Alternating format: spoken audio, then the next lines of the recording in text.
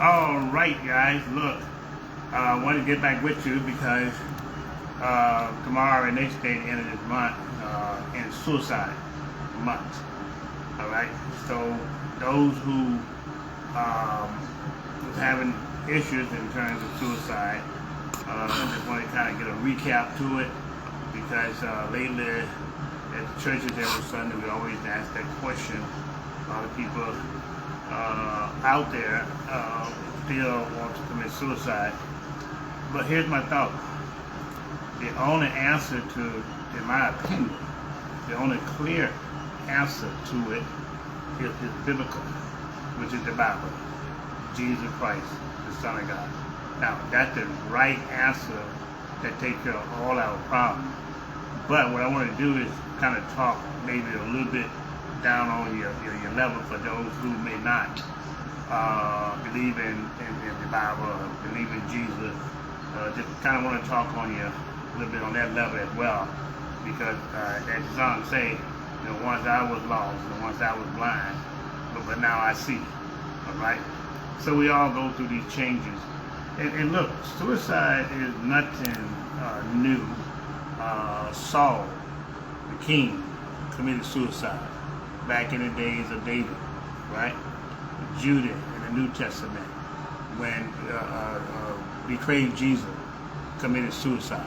I believe that was by hanging, I believe it was. And Saul, I think, fell on a stick or dab or something like a sword, and committed there too. If you do your research, just Google it up, you'll see that. And today it's about close to 1 million people per year commit suicide. All right. If you Google it up again, most people who commit suicide, I think it's over in South Korea.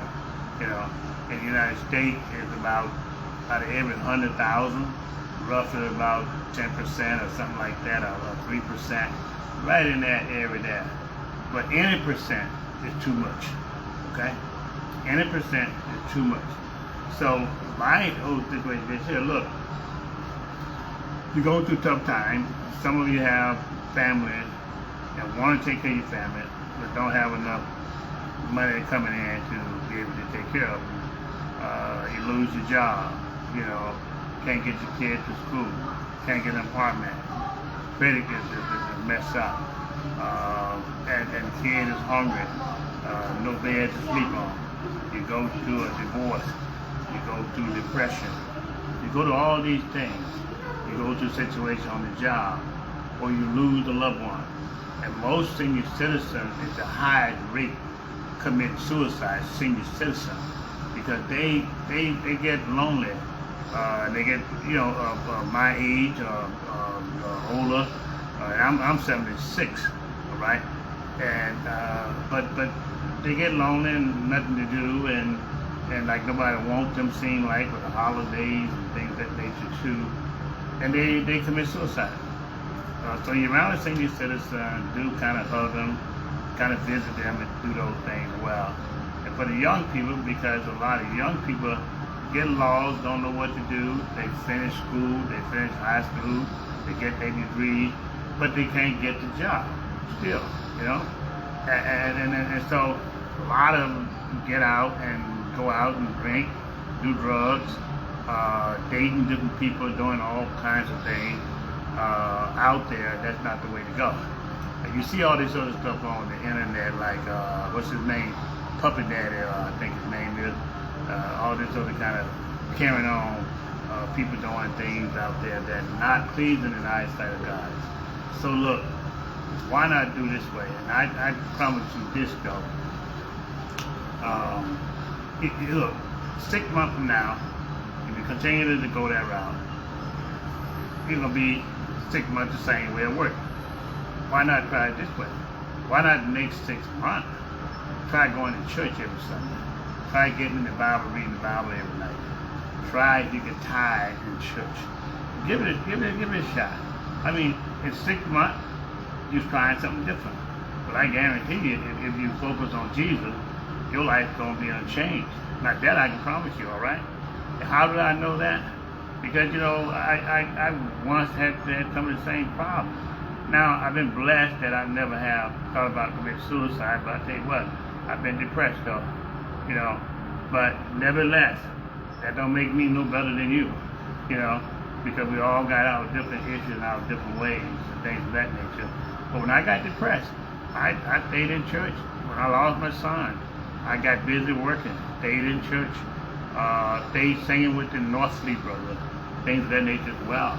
So these are just a few things that I can kind of share with you.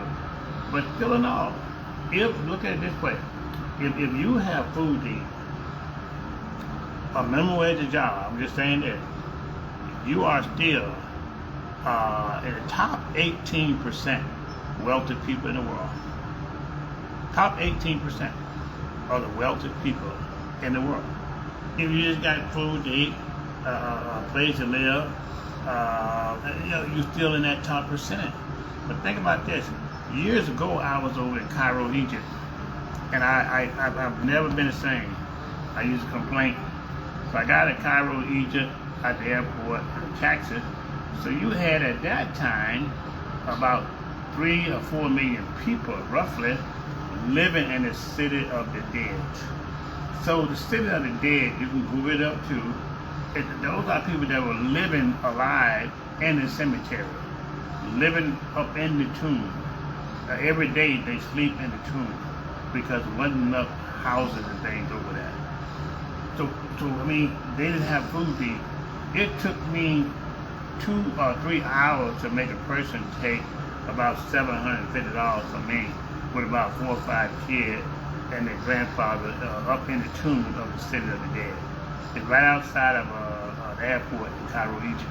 You know, and I've been there a few times, and it's tough. So we're blessed in America. We're very blessed in America. You know, doesn't matter what situation we may be in, we are blessed in America. You know, and so look, I wanted to share that with you and encourage you that don't think about suicide. Read the Bible. I guarantee you that you will take and get your mind off it. Lastly, let me show you something here that I have. I have this right here that I use, put me to sleep at night. This is a talking Bible, right here. I ain't getting paid for this or nothing like that. I ain't promoting it, but I listen to this at night. Listen, I'm gonna turn it up. Watch this. Listen to this. Nor brass in your purses, nor a scrip for your journey, neither 2 coats, neither shoes, nor yet staves, for the workman is worthy of his meat. And into whatsoever city or town. So I wanted to share that with you because I use it. A friend of mine bought this from me, Dr.Willie, take that thing with the group. And just take your mind off anything that you worry about, anything. I promise you this, anything. You can buy it on Amazon. It's called a Talking Bible, all right? And that will kind of like get your mind off anything that you got your mind on, all right? So if you're going through changes and stuff like that, Jesus is the answer. Nobody else is the answer. Everything else is temporary. Jesus is the answer, all right? So I'm glad you made this month with us. I'm going to talk about something tomorrow at church. I'm down in South Carolina, you know, Columbus. And look, oh yeah, by the way, you late after the day about being lonely, if you lose your husband, et cetera, et cetera. Again, Jesus the answer to all of this situation. I know it may seem a little different for you guys, but I only can tell you the truth and tell you about my experience, all right? And so, but nevertheless, we'll be at church tomorrow here in South Carolina. Lord bless us, we got through the storm. That was a rough storm, you know, but we got through it.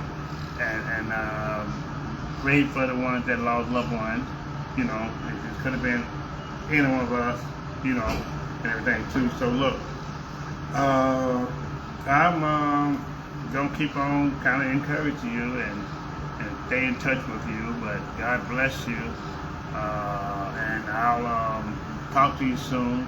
Gas giveaway is next Saturday. I'll be back in Chicago. Been gone for the last 2.5 weeks, And so, but it's been a roar. But it's been also a Christian experience as well, you know. People is coming to Christ, things of that nature. Young people stay encouraged, okay?